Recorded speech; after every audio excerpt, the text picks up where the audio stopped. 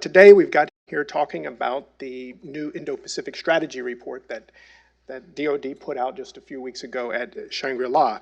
The report is nothing if not clear, I have to say, on the priority that the United States, DoD especially, gives to the region, our continuing commitment to allies and partners there, and on the nature of the China challenge.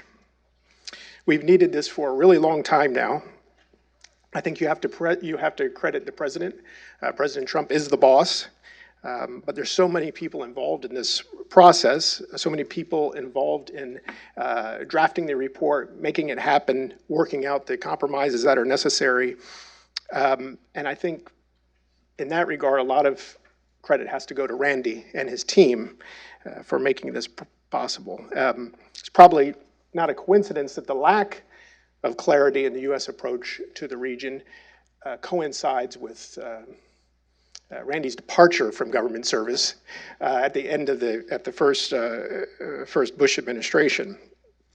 As you know now, as I say, he's Assistant Secretary for Indo-Pacific Security Affairs, where he's been for a year and a half, but he's had some previous stints in U.S. government service. He served as Chief of Staff and Senior Policy Advisor to Deputy Secretary of State in the early 2000s, and Deputy Assistant Secretary of State for East Asian Pacific Affairs.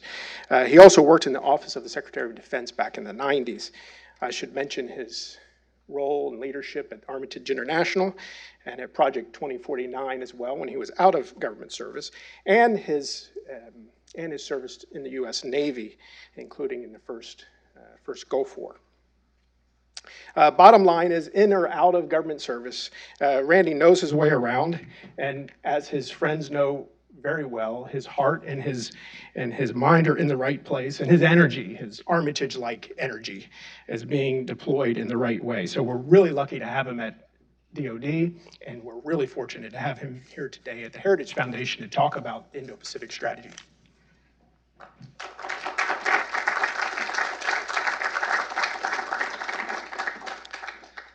Thank you, Walter, for that kind introduction. It is great to be back here and really happy to share the podium with you and acknowledge all the great work you continue to do here leading the Asia program. And we continue to look to Heritage for being an engine of ideas and approaches and a very useful resource to us. So thank you for all the good work you continue to do. Walter's been kind enough over the years to occasionally invite me to speak at Heritage, and I'm appreciative of that. On this particular occasion, I invited myself. I called Walter and I said, we are going to do a rollout of our Indo-Pacific Strategy Report at Shangri-La, but that's an international rollout. We want to have a domestic rollout, and can't think of any better place to do it than Heritage, knowing the audience you draw, how well you do at convening experts and interested parties. And so I invited myself. Fortunately, Walter agreed, and so this event came together. But we do consider this the domestic rollout and introduction of our Indo-Pacific Strategy Report. As I said, the report was introduced first at Shangri-La, and it is, I should point out, it's not a new strategy, it's a new strategy report. So the report itself is drawn from existing strategy documents, our national security strategy and our national defense strategy, both of which, of course, identify the Indo-Pacific as our priority theater. But what this really is a comprehensive public articulation of DoD's role in implementing the whole of government strategy and how we work with our partners and consider how we build out relationships to promote a free and open Indo-Pacific. As I said, the region is our priority theater, and I don't say a priority theater, I don't say one of our priority theaters. Walter was kind enough to mention the clarity of this document. That's part of the clarity, is talking about this as the priority theater. It articulates our vision for a free and open Indo-Pacific as laid out in the National Security Strategy. That consists, of course, of promotion of a rules-based order based on international law, international norms, and constructive participation in regional affairs. The report candidly talks about our strategic competition with China. China, while it has benefited from the free and open order, The Chinese Communist Party, under the leadership of Chairman Xi Jinping, is challenging the rules-based order, and we note we are confronting an increasingly assertive and confident China that is willing to accept friction in pursuit of its interest. And we see this manifested in a range of behaviors and activities throughout the Indo-Pacific as they use a toolkit of coercion to include activities such as deploying the advanced weapons systems to militarize disputed areas, using influence operations to interfere in the domestic politics of other nations, which thereby undermines the integrity of those elections and threatens internal stability. They engage in predatory economics and debt for sovereignty deals, oftentimes enabled by corruption, which takes advantage of the pressing economic needs to structure unequal bargains. And they promote state-sponsored theft of other nations' military and civilian technology.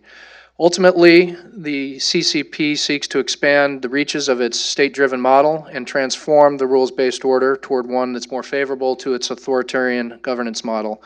And this is very much a counter to our vision for a free and open Indo-Pacific. And this puts us on a pathway to the strategic competition that we speak about.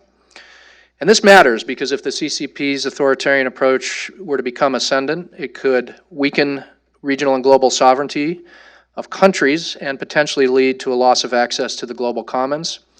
It could lead to an erosion of our system of alliances and partnerships. It could undermine important institutions such as ASEAN and its member states. It could lead to a diminished respect for individual and human rights and potentially normalize the brutal repression underway in places such as Xinjiang and Tibet. And we may find ourselves in a world where artificial features in the global commons become the toll booths. Sovereignty could become the purview of the powerful, and debt determines destiny.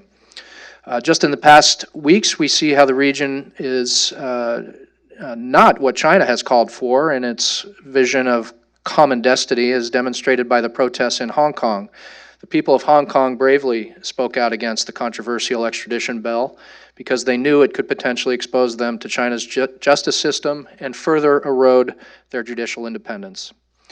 Our report, of course, speaks of other challenges. China is not alone, certainly, in the challenges we face.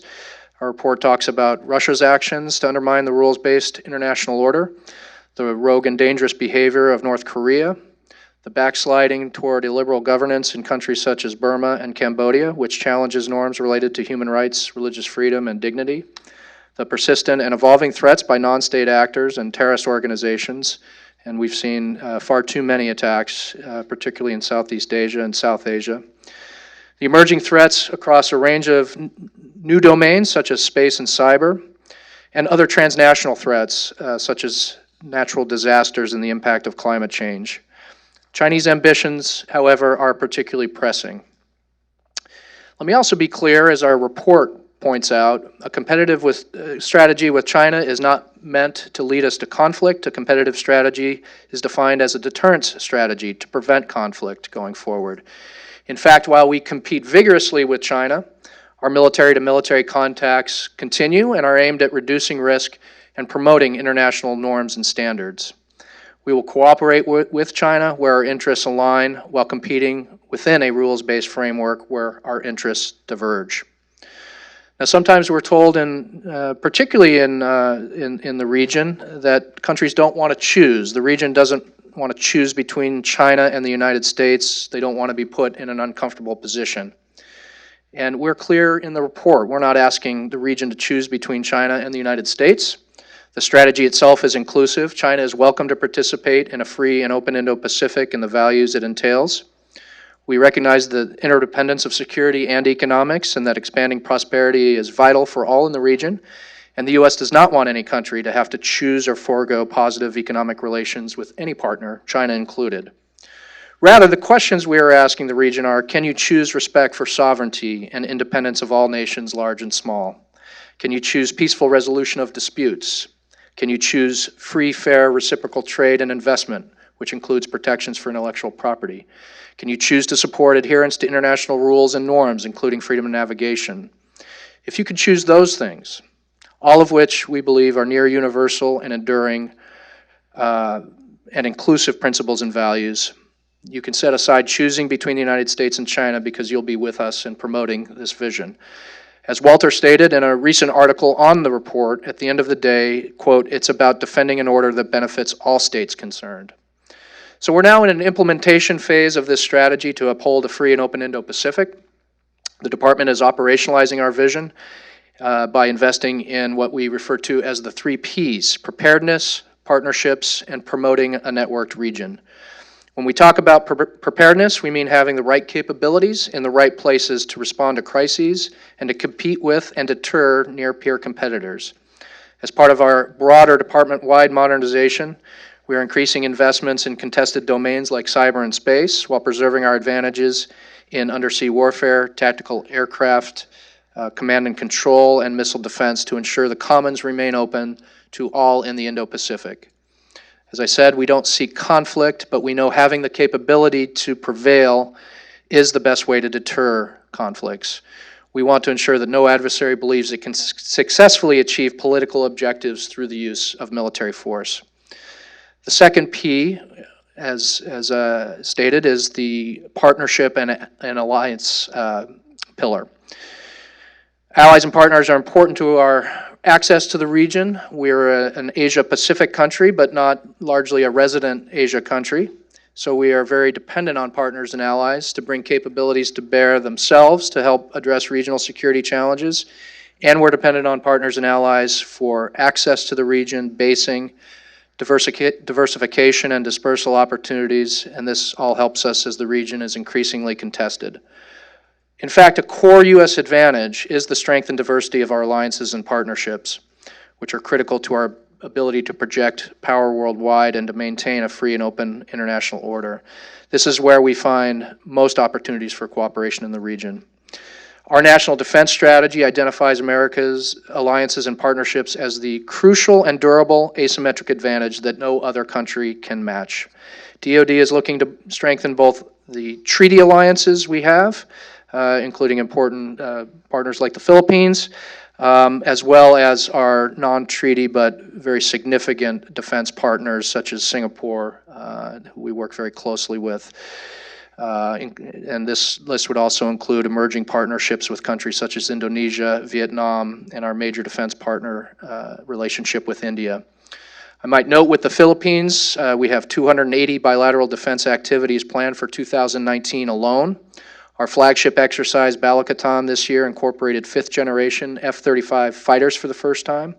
And we also rotate U.S. troops through the southern Philippines to help our great ally combat terrorism. Singapore is a steadfast U.S. partner in Southeast Asia with a strong commitment to promoting regional and global stability.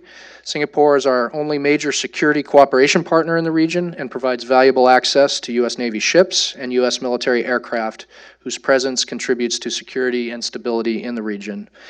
In this vein, the Department is expanding collaborative planning, prioritizing requests for U.S. military equipment sales to deepen interoperability, and training for high-end combat missions in alliances, bilateral, and multilateral relationships. In addition, the Department is working to uphold our commitments while encouraging allies and partners to modernize their own defense capabilities and contribute to collective security, making the security burden lighter and more cost-effective. Finally, the Department is taking steps to strengthen and evolve U.S. alliances and partnerships into a networked security architecture to collectively uphold the international rules-based order, so the third P, promoting a networked region. Challenges in the Indo-Pacific are inherently multilateral, and it's important to augment our bilateral relationships with multilateral engagements. From our trilateral relationships with Australia, Japan, and South Korea, to our work with Thailand to co-organize the ASEAN-US maritime exercise scheduled for September of this year, we are building an increasingly interconnected Indo-Pacific.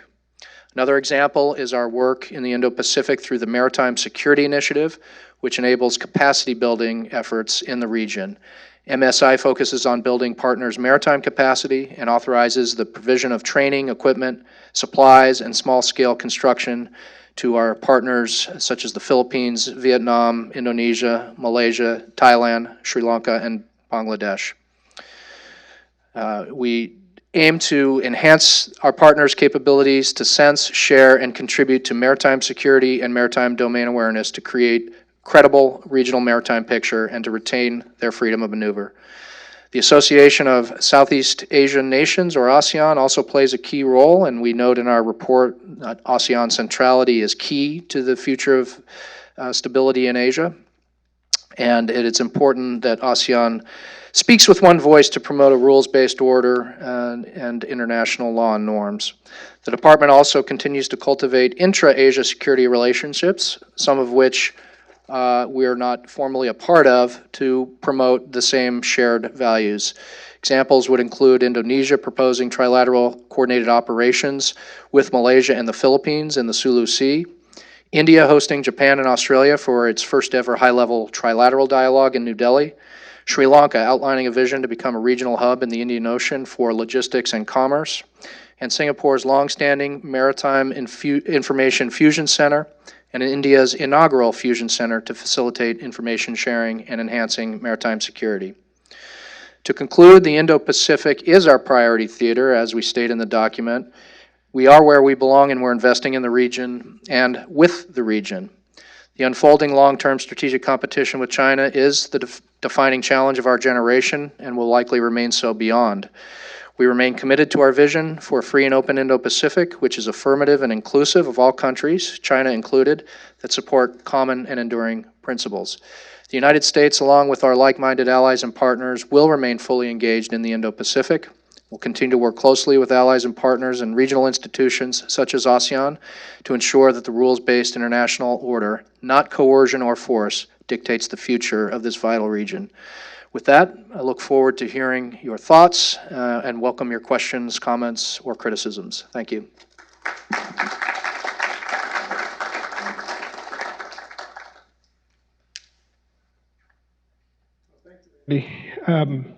That was a terrific rundown of the report.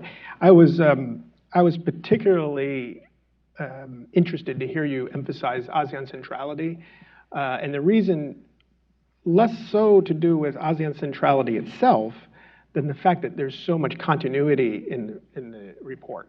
I have literally gone around the world trying to explain to people that we're doing some good new things here that were long overdue, the clarity on China and some other issues, but there is so much continuity with the past. And if you could pull yourself away from your Twitter account for a while and just actually read the documents that come out of the meetings with the leaders, come out of the Shangri-La, come out of the ASEAN meetings, you'll see that sort of continuity. So I think that's really worth noting. The question I had for you right out of the box sort of drills down a little bit, and that's about the quadrilateral security dialogue. It's mentioned in the report. And we've had 3 meetings to date. I guess it's a State Department initiative, but I imagine ultimately a lot of the operationalizing of that would come through DoD.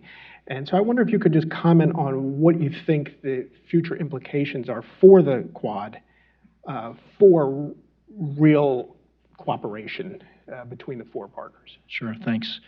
Well, in your introduction, you mentioned my previous service at the State Department.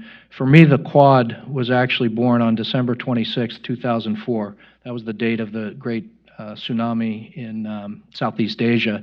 And the 4 countries that banded together, pulled together to respond with humanitarian relief were the United States, Japan, India, and Australia.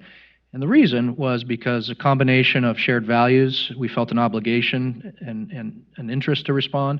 We had capabilities to bring to bear relatively quickly, and we could work with one another. And so ultimately other countries joined in contributing to the relief efforts, but it was those 4 that were able to move out quickly. That foundation has not changed. It remains. We largely share values, we have the capabilities we have, and we can work with one another and we can act. Through the history of the Quad, there's been fits and starts and perturbations along the way. I think we're at a place now where we are working well on the Foreign Ministry, State Department side. A lot of the discussions involve coordination of development assistance and how we can have an alternative to things like Belt and Road. But you're correct that ultimately we would like to enhance the defense and security side of things. I think we'll have to take that at a pace and scope that our partners can handle as well, and we're talking about that when we have the opportunities. Having just praised the Quad and all the reasons we're able to come together quickly when there's a real need, I would also add there's nothing necessarily magic about a Quad. It could be a Quint, it could be another type of minilateral type grouping. We've done things with the French, for example, which makes it sort of a Quint, and that's fine too. This is not meant to be an exclusive arrangement, but we do think the foundation that those four share really does position us for cooperation going forward. So we'll see. Yeah, you mentioned the Europeans, in this case the French. Just by coincidence, we also did our annual Quad meeting. We do something every year at Heritage called the Quad Plus, where we have think tanks from all four countries. This year we did it in Australia, and we included the French in that. And it was a very positive exchange. I think they've got a lot to offer. I think the UK does too, and we hope to bring the UK in next year to have the same sort of conversation. I want to open it to questions because I know there must be questions, but let me ask one more before I do that, so everyone can sort of think a little bit. We're going to listen to Ambassador Mapuri and Romualdez here shortly on their reaction, but I wonder what kind of feedback are you getting from our partners and our allies to date, especially in Northeast Asia, since we'll hear in a second on Southeast Asia? From partners and allies, very positive. There are some who I think still have concerns about that choice being forced on them, and as we've had an opportunity to clarify and expand the discussion, I think those anxieties are largely assuaged. But you know, the report comes after a lot of work with our allies and partners in developing the Indo-Pacific framework that the White House put together. My great colleague Matt Pottinger has led several efforts where we brought diplomats and representatives in to talk about our respective Indo-Pacific visions, and that led to the Indo-Pacific strategy that the White House formulated. So we like to think we had buy-in on the front end even before the document was written and released. But since its release, the feedback has been largely positive, and they do note that it's based on enduring principles that they can support. The other thing the document does is, you know, we get asked a lot, okay, free and open Indo-Pacific, we sort of like it as a concept. What do you want us to do? What can you do? And so in the end of the document, we answer that in a very specific way. Countries should invest for their own defenses and protect their own sovereignty. They should look to be networked, and so when they make investments, think about interoperability, think about networking for the security challenges, support of free and open order and international law where appropriate. And so we go through all those things, and I think the value of the document and the discussions that have followed, and hopefully after today's discussion, which you're streaming, people have a comfort level with not only the concepts but an understanding of what we would like to do as partners going forward. That's good, yeah. Process is important. Let me start in the back with John Zhang. Thank you, Walter. Good to see you, Mr. Secretary. I have two questions. Number one, what is Taiwan's role in the Indo-Pacific strategy with the increasing cooperation between Taiwan and the United States, particularly in the security area? Are there any plans on your part to probably upgrade Taiwan to the status of a non-NATO ally? That's the first question. Number two, what is your comment on press reports that the proposed Taiwan arms sales, valued at about $2 billion, are put on hold for fear of interfering with President Trump's meeting with President Xi? Thank you. Taiwan is a part of our Indo-Pacific strategy, and we, in the report, included in a grouping of important security partners, Singapore, Mongolia, New Zealand, and Taiwan. It might sound like sort of an odd grouping, but These are important security partners of the United States beyond our treaty allies, who all, we believe, share values and have contributions to make to the upholding the free and open order. I think due to Taiwan's own security challenges, the way Taiwan supports this the strategy, first and foremost, is investment in its own defense, implementation of the overall defense concept, so it becomes an unattractive idea to the Chinese that they might try to take military means to solve what they see as a dispute over Taiwan's status.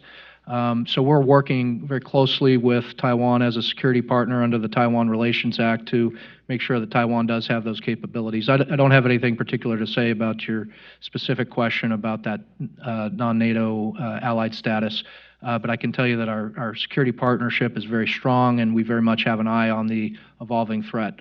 There was a second question. Sales. Arms sales. The security environment is going to drive our decision-making. Taiwan is facing more pressure from China, not only a military buildup, but military activities, robust exercising, crossing the center line with flights, et cetera. And so based on the law, which says we'll make decisions based on the threat assessment, we will play that role of making weapon systems available to Taiwan. I don't have anything to say on the specific timing of announcements or releases.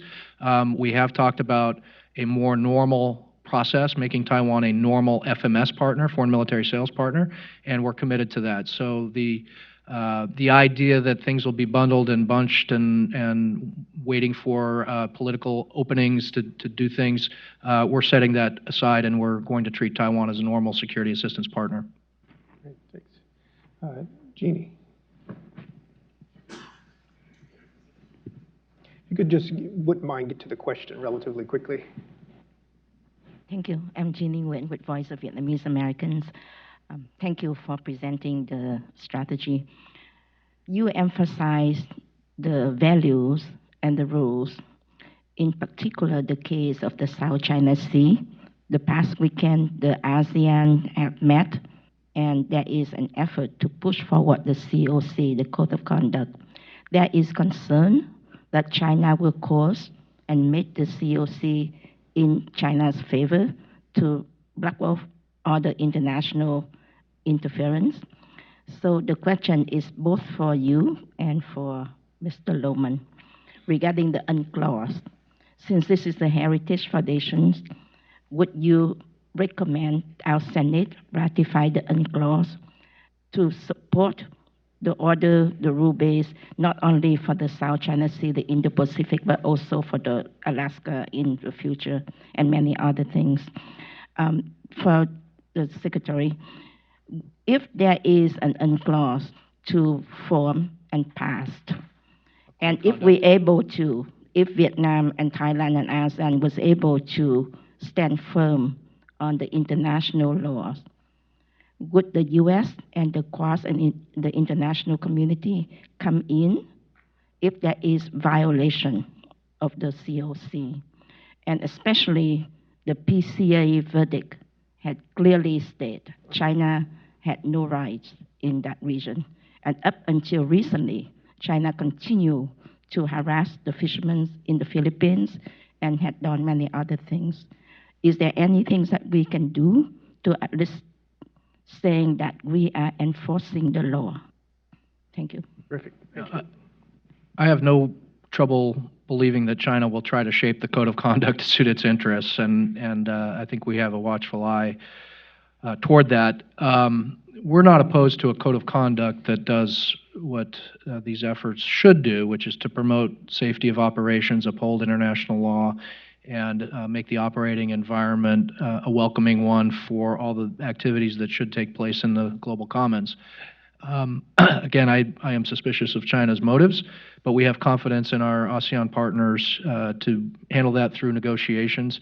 As long as the resulting document is not inconsistent with international law, then we'll be a party that respects and honors it, as long as it doesn't infringe upon our rights as a maritime nation to enjoy the benefits of fly, sailing, and operating where international law allows. I don't know about a particular enforcement mechanism Some of the parties included in this are treaty allies, so I think in some cases there are clear security commitments, COC or no COC.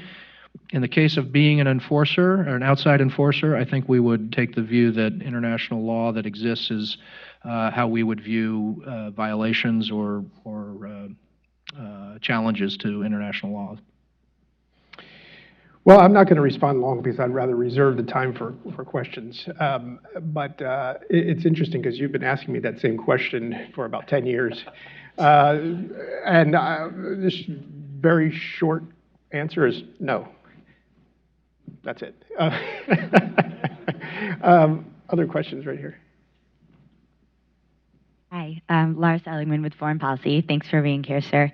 I was wondering, given the dependence of many of our Asian allies on the flow of oil through the Persian Gulf, I'm wondering if you see any opportunities for our Asian allies to work together with us and our Gulf allies, and what to secure that flow of oil. So I'm wondering what opportunities you see there, and perhaps what kind of discussions are going on right now between you and our allies on things that they can potentially do. Well, part of our effort has been focused on the pressure campaign on Iran, and some of our allies have had to make some hard choices and have chosen, in fact, to curtail purchase of oil from Iran, which we think is a helpful thing to put pressure on that regime.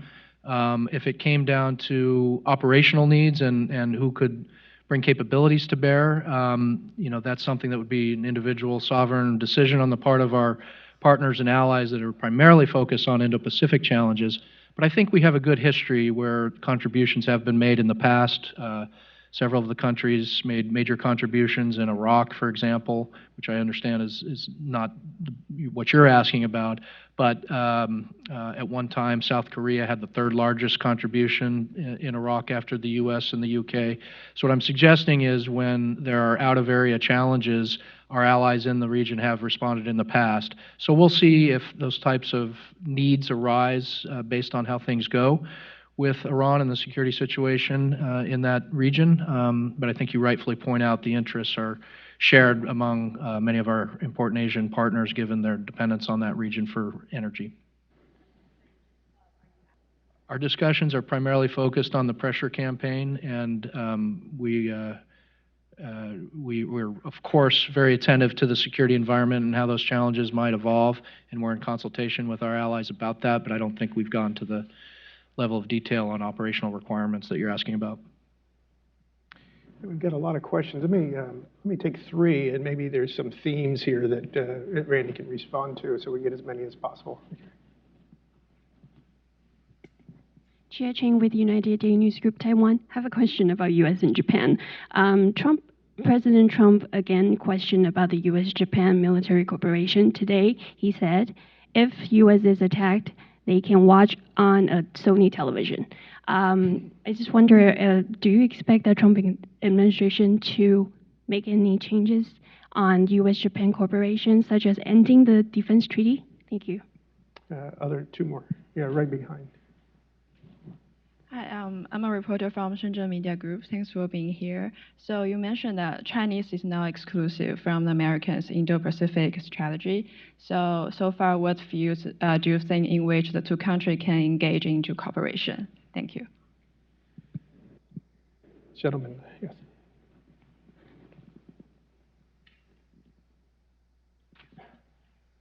So my name is Sean Ling from Sound Hope Radio. So last week, the Cyber Command and the Central Command joined to initiate a mission against the Iranian Revolution Guard, cyber missions, right? So I'm just wondering, since China probably constitutes the majority of the advanced persistence threat on the internet, so will you expect more offensive action against China's advanced persistence threat on the internet? Okay, great. Why don't you? You may have to help remind me of the first question was about Japan and the alliance. President Trump has spoken repeatedly about the strength of the U.S.-Japan relationship, his close relationship with Prime Minister Abe. I think the relationship is at a near high point, particularly on the defense and security side. Japan's own sovereign decisions to reinterpret its constitution and its investment in new capabilities mean that we'll have a more capable alliance partner and we can do more things. Prime Minister Abe has talked about a proactive approach to regional security, and so the alliance will be able to do more and be more capable over time. And I'll leave it at that. Second question was about China and the U.S. and what we could do with one another. You may have seen reports from Singapore that then Acting Secretary Shanahan gave a gift to Minister of Defense Wei. He said, "I have a gift for you." And Minister Wei, his face sort of lit up. He was very excited. And then Acting Secretary Shanahan handed him a picture book of North Korean ship-to-ship transfers that were taking place in Chinese territorial waters. And the point is, if China is going to be good in not only word but deed, they have voted for these sanctions. They've rhetorically said they will enforce the sanctions, but there's a lot of sanction evasion activities going on in China's territorial waters. We want to be a partner with China on this. We can trade information about high-frequency violating vessels. We can track and hand off vessels as we watch them go from international waters to Chinese territorial waters. But we need to have a clear understanding. If China is going to allow this to happen in territorial waters, then we're going to have a lot more trouble putting pressure on the North Korean regime and enforcing these sanctions. So that's one area. Obviously, in our direct contacts with China, we focus a lot on risk reduction and confidence building, and we can probably do better there as well. The third question was? China cyber. China cyber. So the Department of Defense released a cyber strategy report, and it talks about not only how we can strengthen defenses, how we can, our own defenses of our own networks and our critical infrastructure, how we can partner with like-minded countries who themselves are facing persistent threats. But it also talks about the development of new capabilities that would have deterrent quality. And I'll leave it to the cyber experts to define that more fully, but deterrence generally involves conveying in a convincing way to another country that you have capabilities that will allow you to prevail and win in any kind of contested environment. We do have, of course, an election approaching in Taiwan, and there's concern about the use of cyber tools to impact and influence that election. And so we have said publicly we will support Taiwan in ensuring it has a free, fair, non-contested, not from the outside, I should say, election, and that the results are not impacted by outside attempts to use cyber. Do you have any judgment or assessment on the state of Taiwan's cyber defenses? How ready are they for this? Well, when I look across the Indo-Pacific region, I see that Taiwan is a country that has faced these persistent intrusions, attacks for longer period than any other country. So Taiwan has a lot of experience and has been thinking about these problems for a long time. It's also a place that has a very highly skilled technology sector, and including in some of these areas that are related to cyber capabilities. So I put them at a very high place in the region. However, the threat, playing offense, this is a domain where playing offense is the advantage goes to the offense, because if you're persistent in your attacks, you only have to be right a couple times to really have an impact and influence things, and you have to be right on the defense every time to protect your infrastructure. Right. Okay, last round of 3 questions, right here. Thank you. Amanda Macias from CNBC. So I have 2 financial questions for you. The first, in your opening remarks, you said China's toolkit of coercion, and you listed predatory economics and IP theft. It's the basis of the ongoing trade war. So I'm wondering if you could talk a little bit about maybe seeing that spill into your AOR. Second question is about China's economic ambitions and the fact that they finance a lot of our U.S. deficit. So how does that in your calculus play into your strategy? Can you just repeat the first question very briefly? Yes, first question was the basis of the Chinese trade war is a lot of what you described in the Indo-PACOM strategy. And if you could just discuss if you see any of that spilling into your discussions with partners as the two largest economies fight each other. In the very back there. Liu, VOA. Secretary Schriver, earlier in the prepared statement, you identified the Indo-Pacific as the priority theater. Yet we have a rising tension in Middle East, specifically with Iran. Are you confident the United States military can handle a possible conflict with Iran at the same time focusing on the China threat? Thanks.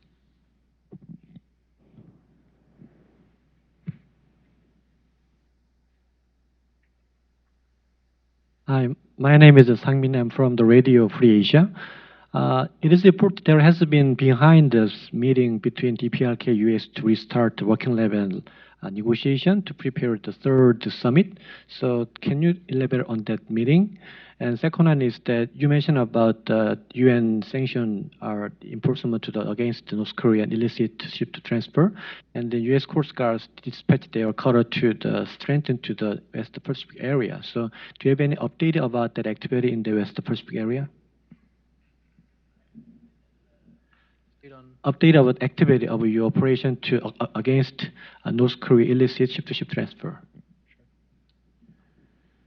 Okay, well, the first... Start with the last one. Why don't you start with the... Okay.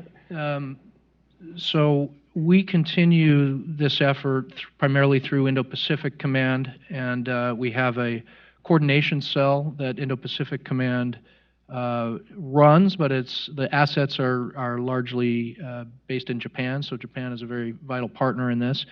And we are engaged in trying to disrupt what's primarily coal coming out of North Korea and petroleum going into North Korea through the means of illicit, illegal ship-to-ship transfers. Oftentimes a hail and query is enough, and the activity will stop and the ships will make a run for it. In some cases, a photo is as good as a disruption, because if we have a whole number, we can learn about who's insuring the vessel, who's financing the operation, details about the crew. So all of that is going on, and we have growing contributions: Japan, South Korea, Australia, New Zealand, Canada, the UK, the French. It's a very robust effort. But again, we need more help from the Chinese, particularly as the North Koreans evolve in their own tactics and moving some of this operation into Chinese territorial waters. We need the Chinese to do more there. So returning now to the first set of questions. So I have colleagues who deal with the trade matters and the economic matters. My observation is the approach that this administration has taken is the result of decades of unfair trade practices and economic practices on the part of the Chinese, everything from theft of intellectual property to opaque, non-transparent regulatory environment to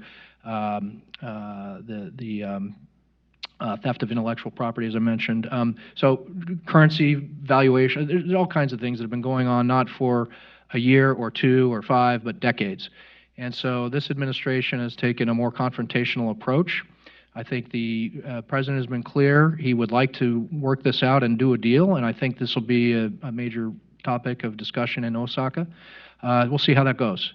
We're asking hard things of the Chinese because the kinds of changes they need to make to really level the playing field do involve some structural reform and do involve some internal mechanisms for real implementation and enforcement. We've made deals with the Chinese in the past, and they haven't always honored the conditions of those deals, and I don't think we want to repeat those mistakes. To the extent it spills into our discussions on the security side, I think our partners and allies understand that many things have been tried in the past, and we are right to take these actions to try to level the playing field that everyone can ultimately benefit from if China does reform. I think countries also see potential opportunities, quite frankly. The marketplace in China has been a frustrating one for many countries who invest there. and many countries want to bring that investment home or diversify. And so the interesting part of that discussion is it's leading to not just sort of how we manage a problem with China, but what opportunities may present themselves in our other partnerships. On the security side, I think we're largely insulated in a sense because, again, the security challenges have been so persistent. They're growing. Taiwan, South China Sea, East China Sea, but these are things we've been working on for a long time, and I haven't seen a particular impact or say that the trade dispute has made this better or worse. I think we're largely on a particular course because of choices that China has made along the way, including the militarization of the South China Sea.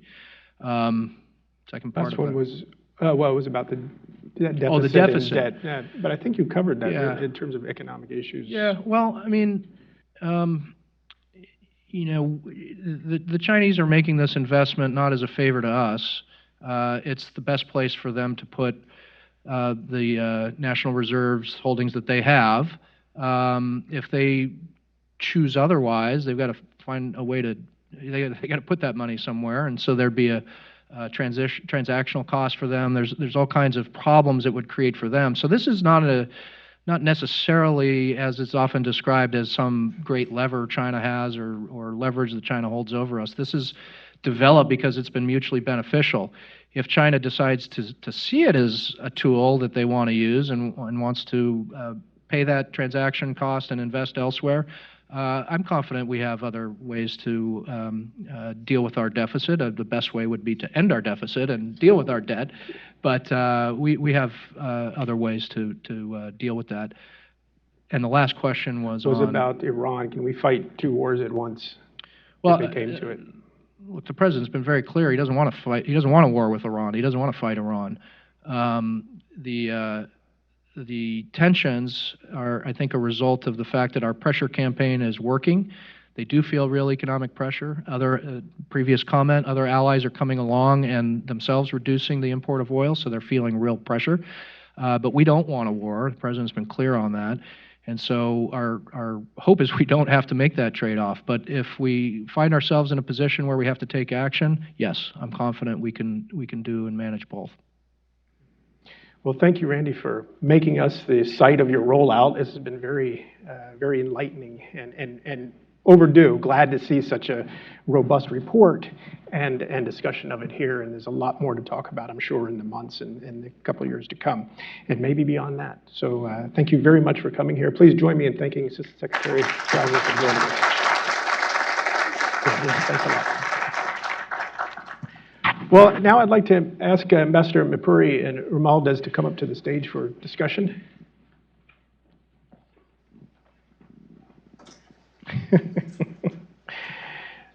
Okay. Well, we're doing this a little bit differently than we have in the past, which I'm hoping will lend itself to a more conversational tone than we might have with a desk in front of us and papers on top of it. But let me, by brief introduction here, recognize Ambassador Jose Romualdez, otherwise affectionately known as Babe. He's been here in Washington for a couple of years, and I have to say, one of the most anticipated ambassadors from Southeast Asia in the last few years. We had a little bit of a rough start to the Duterte administration and the beginning of the relationship there as it was rechristened in that administration. We were all eagerly awaiting your arrival, largely because we knew you were a great guy, and some of us knew you already, but you were also the president's envoy, special envoy to the United States before coming here as ambassador, and so we knew that you had the confidence of the president, President Duterte, and that you could help right the relationship. And I will say, in the course of your tenure and that of our Ambassador Sung Kim in Manila, we have, I think, stabilized the relationship, and that's due in large part to your hard work and your very accomplished, fine team that you have. We also have Ambassador Ashok Mapuri, ambassador from Singapore to the United States. Ashok has a long, distinguished career in the Foreign Service. He's been around a long time in positions of very high authority. Ambassador to Indonesia, which, as you can imagine, is is a very important job in Singapore, as well as High Commissioner to Malaysia, which is another really important. They're probably the three most important jobs you can have in the Foreign Service, at least in terms of ambassadorships: U.S., Malaysia, and Indonesia. And he was High Commissioner to Australia as well. So I really look forward to him bringing some of that expertise that he's gathered over the years and insight to reflect on our new strategy for the Indo-Pacific as Secretary Schriver laid out. The first question I wanted to put to each of you, and I've got a couple questions, and I like with Randy, I would like to open it up. The messaging around China in the report, and Randy was careful to also point out that he's not asking anyone to choose. The report doesn't do that, and laid out the decisions that need to be made on the region's posture and response to China, and he laid it out in somewhat of a different way. How is that going over in your respective countries? That is the U.S. approach to China, as laid out in the report, or otherwise, as contrast with the report. But how is that going out over in your capitals? How do you expect the U.S. approach to China to play out in your political environments? And then also in the region, more generally, how do you think it plays? Why don't I start with you, Ambassador McCurry? Oh, thank you. And thank you for having me here. First I must credit Assistant Secretary Schriver and his team for putting out a very comprehensive report. As you said earlier, there's a huge element of continuity in what they do in terms of looking at the Indo-Pacific region, Asia-Pacific region, whichever you want to call it, through the different administrations. And I think that's very helpful because by putting this together, and we are in the sort of third year of the current administration, I think it's timely to have put all these together comprehensively so that countries can start to address some of these issues.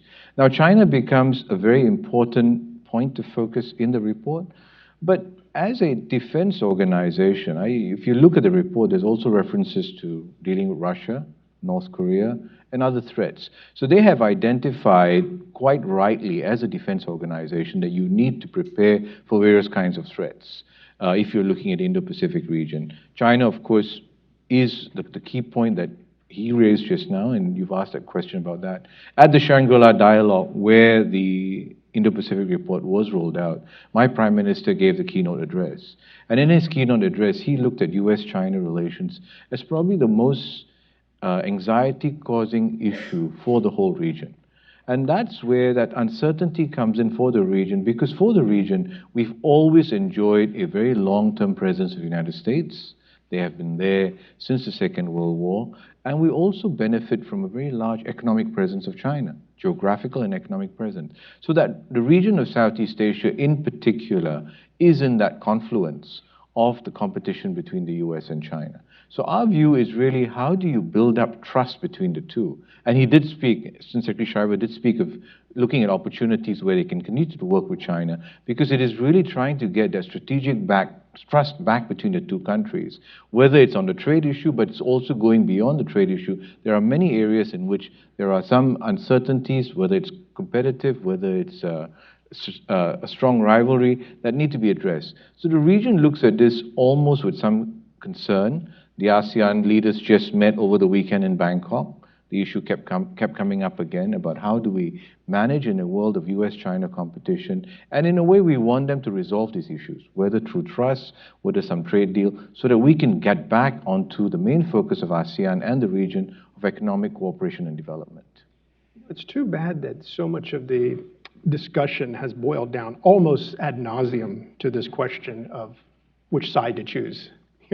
And it's been this way actually for years. It goes back to your predecessor's tenure in Washington. We had the same question, different administration, same question.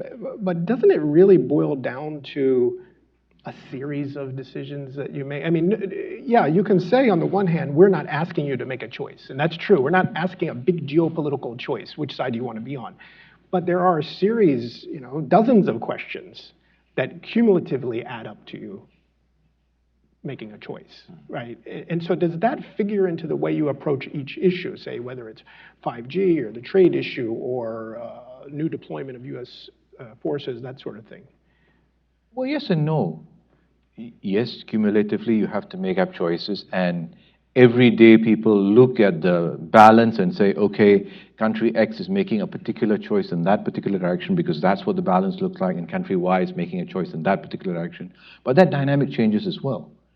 As new issues come up, the technology issue, for example, that's really a relatively new issue in terms of the way people are addressing US-China competition. It was, for a long time, we looked at technology as almost an integrated force. Supply chains were linked. Technology and innovation was taking place all across the Pacific. It was going around. And once you looked at it in that fashion, that gave you a process of integration. Suddenly today it's become almost a binary choice. You either pick one or the other. Researchers from one country are not allowed in the other country and vice versa. That's a world in which we're sort of starting to come to grips with that. How do we deal with this world in which, for many of us in Southeast Asia, we have Chinese technology companies, we have American technology companies. We've always welcomed them. They bring a huge value to the region. And even in these areas, we don't want to make choices because we see space for both of them to operate. And so I think that it's understanding that this geopolitical dynamic has shifted fairly dramatically. The question's always been asked of the US, always asking its partners, whether it was during the Cold War with the Soviet Union or subsequently, which side are you on? The countries don't want to make that choice. They will have to pick in certain areas, some areas of cooperation. But really it's coming back to, can we build an integrated region in which there can be cooperation, which economic cooperation can take place? I think that's the key that we want to come back to, even as there's always going to be security and strategic competition between the great powers. Well, in our case, the Philippines welcomes the Indo-Pacific Strategy of the United States, but mainly we feel that both China and the United States will have to come to terms in what is happening in the Asian region. So we see the ASEAN as the centrality. ASEAN centrality is very important, and we see that as the only mechanism where we can have both China and the United States have a dialogue and continue to look at this part of the world as an important economic powerhouse, if you want to call it that. And so, in our view, the ASEAN is the place where we can try to be the center of having both the United States and China be able to cooperate in many of the issues. At the same time, of course, we welcome the continued presence of the United States in that part of the world to make sure that there is peace and stability in the region. Is there any concern about the tone of the United States approach to the Chinese, whether it's the very clear, direct tone of this report, or whether it's the less disciplined utterances that come out of the administration as regards China? Is there any concern about the drift in U.S. policy, especially the tone on China in Manila? Well, in our case, again, we feel that the United States needs to be able to now come out and be a little, be clear on exactly how they feel about the situation. As you know, what happened in the past was it was neither here nor there, and that's the reason why the Philippines had to go on its own to be able to reach out to China and be able to have a dialogue. There was absolutely zero dialogue when we were being asked, and with the support of the United States, to bring this case of the West Philippine Sea and the UNCLOS. But now we feel that this is an opportunity for both the United States and the Philippines and China to be able to communicate in all of these issues surrounding that area. As a matter of fact, very early on in President Duterte's administration, President Trump actually called President Duterte and asked him if he could talk to the Chinese president regarding the North Korean problem, and we were very happy to do that. So again, this is the role that we see ASEAN as a region and as a group that can really be the central point in trying to. Nobody wants to have a confrontation. I don't think the United States, China, or anyone would like to see that. And so we see the ASEAN group to be the central point in making sure that that happens. Yeah, I have to say, I think that the ASEAN region has been the most realistic and constructive in terms of interpreting Washington over the last couple of years. Say, in contrast to our friends in Europe who respond to every tweet, every news appearance, in sometimes, I have to say, almost in hysterical fashion, but ASEAN seems at some level the ASEAN members seem to get it at some level and are actually looking at a record of performance and what's happening with more discipline, I think, than some of our other. Maybe it's a 12-hour time difference. Maybe. So we're all You have time to think about it. You have time to, yeah, that may be. We got a microphone for you. Please identify yourself, if you can mind. Josh Nacht, International Religious Freedom Office at the State Department. While the bulk of this report focuses on U.S. engagement and strategic competition with China, some of this does focus on other issues like counterterrorism and CVE. The Philippines is obviously an area where both the U.S. and the Philippines are engaged in this issue. And I know that Singapore has provided some assistance as well. I wonder if either of you could share your thoughts on both when it comes to social and economic policy, as well as in military engagements, where you see this issue, both CVE and counterterrorism, moving in the near future. So specifically on counterterrorism, security type. Yeah, issues. and how you see U.S. engagement playing a role with this. Ambassador Maltese, Well, you're central to that in some ways. Yes, and well, as you know, we just had a situation in the south of the Philippines, in Marawi, where we worked with the United States. We had the cooperation that we had with the United States and be able to clear out that area of the ISIS-leading group in that part. But more importantly now is the rehabilitation of the place, and this is where the social part comes in, and we need obviously the expertise of many other nations who've come forward to see whether they can participate in this. In particular, Japan has also offered to help in the rehabilitation of the area and making sure that these types of terrorist activities will not happen, but going into the ground, meaning to say the young people there in that part need to be able to be sort of like undoctrinated, because they've already been, as we all know how these groups operate, and they indoctrinate the young people. So that's the way we see the cooperation that we have with the United States and the other countries. This is a very important issue for the region. It's a live issue. The recent Easter Sunday bombings in Sri Lanka remind us of that risk of radicalization and how we deal with it, even though Sri Lanka is just outside of Southeast Asia, whether it's Indonesia, Malaysia, Singapore, Philippines. It's a constant issue that, and in this, I must credit the United States for really taking the lead in dealing with the issue in the Middle East, the sort of counter-ISIL campaigns, forming that coalition. Singapore joined that coalition in that. And now we're facing that new challenge of people that have been radicalized that are returning back to Southeast Asia.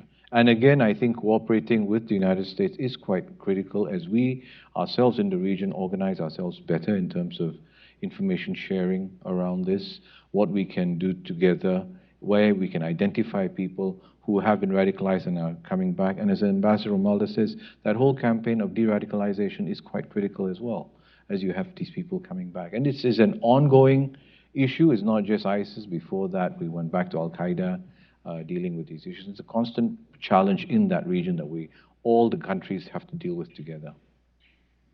Can I ask you, this gets away a little bit from, well, gets away a lot from what we're talking about in terms of security and the DoD report.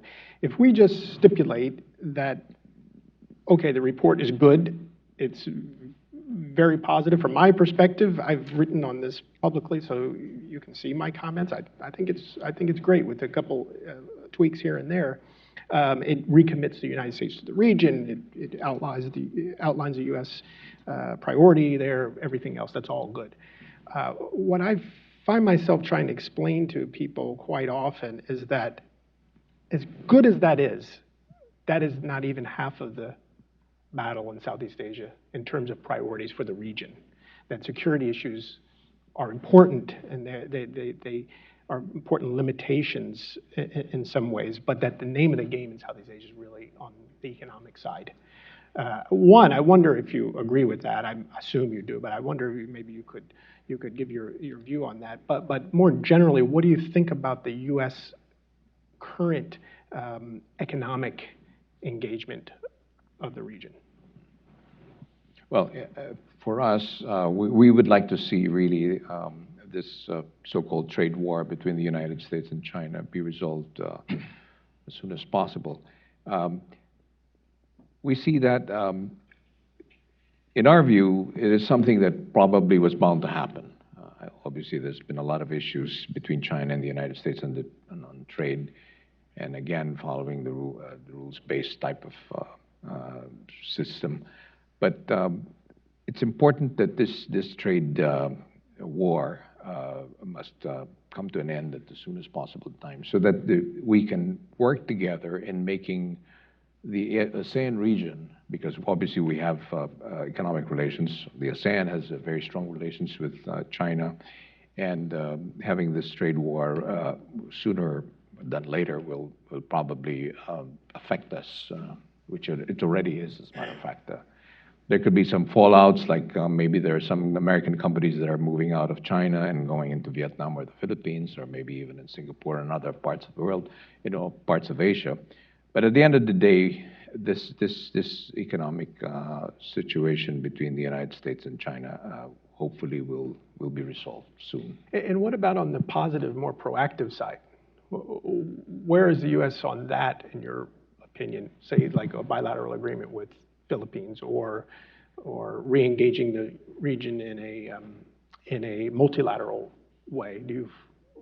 How do you judge that currently? Well, the ASEAN economy, it's a 2.4 trillion economy, and obviously it's now the fifth or the fourth largest or the third largest economy in the world, and so it is beneficial for both the United States and ASEAN to have a very good economic relationship.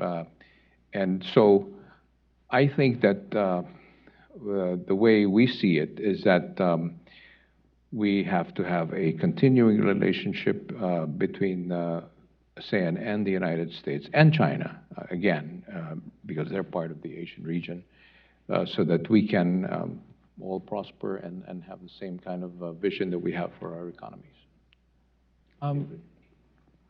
This ASEAN leaders, when they endorsed the ASEAN outlook on the Indo-Pacific, there were 4 key points that they wanted to look at cooperation. Maritime cooperation, which seems obvious in the region.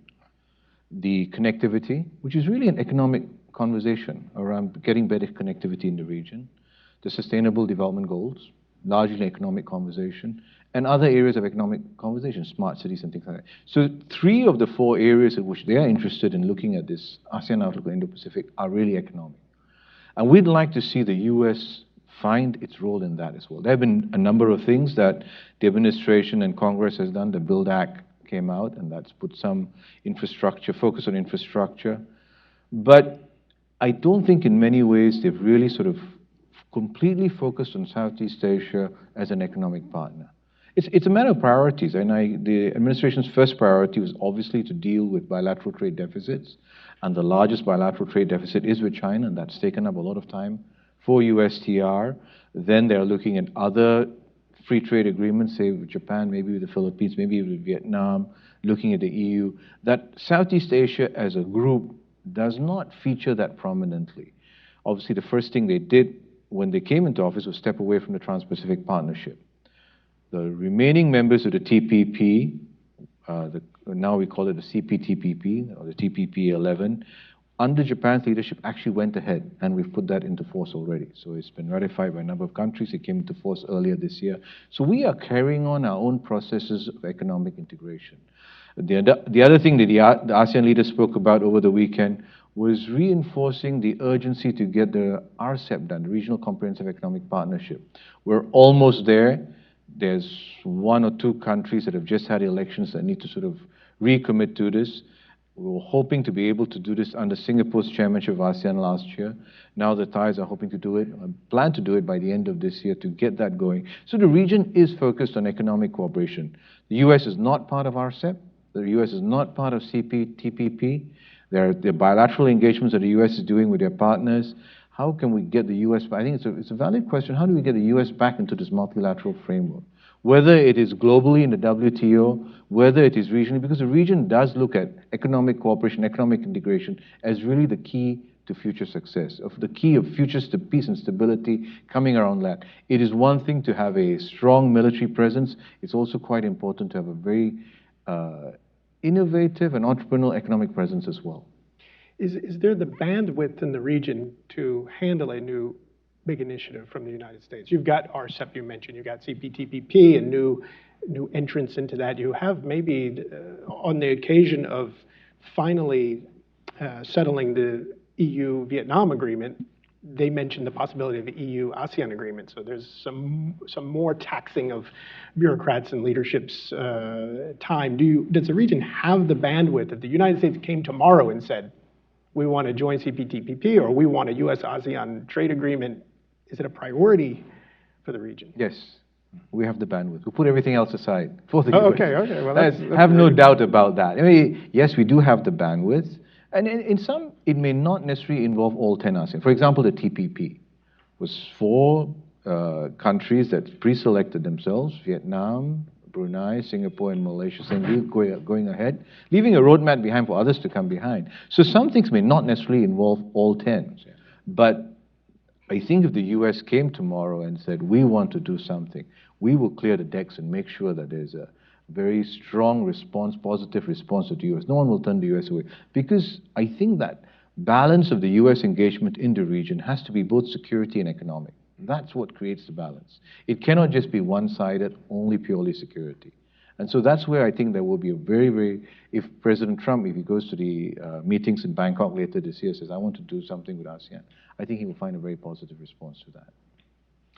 Mr. Ramal, does any... Couldn't agree more with Ambassador Okay, Murray. That's exactly what we would like to see, that the United States comes to us and says, we'd like to be part of this whole thing.